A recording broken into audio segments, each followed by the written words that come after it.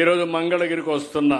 మంగళగిరి మామూలుగా అయితే first time, దీనికంటే మంచి సీట్లున్నాయి. మంచి సీట్లుంటే ఎలక్షన్లు వచ్చాయి. నేను ఆ రోజు సజెస్ట్ చేశాను, మంగళగిరిలో ఇంతవరకు మనం గెలవలేదు, ఒకేసారి గెలిచాం.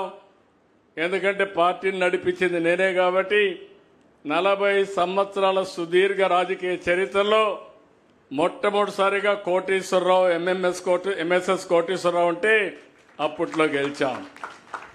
తర్వాత గెలవల.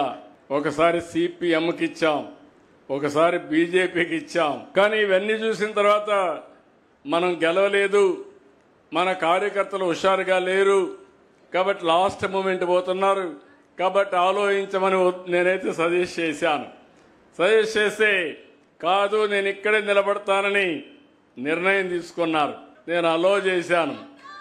అది అయిన తర్వాత 5,000 ఓట్లతో ఓడిపోయాడు.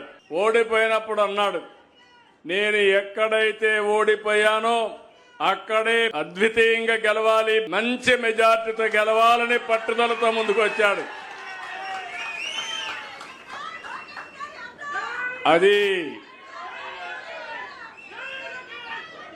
అది అతని పట్టుదల.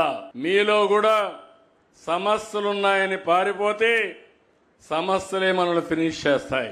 ఏదైనా సరే ఒక్కొక్కసారి కలిసి రాకపోతే కలిసి వచ్చే మార్గాన్ని కసిగా పనిచేయగలిగితే అది సాధ్యమవుతుంది. అది లోకేష్ ఈ నియోజకవర్గం నిలబెట్టాడని చెప్పి కూడా నేను మీకు తెలియజేస్తున్నా. అక్కడి నుంచి మీరు చూశారు, 5,000 మెజారిటీతో ఓడిపోయిన కాన్స్టిట్యున్సీ 91,000 మెజారిటీతో గెలవడం అనేది ఒక చరిత్ర.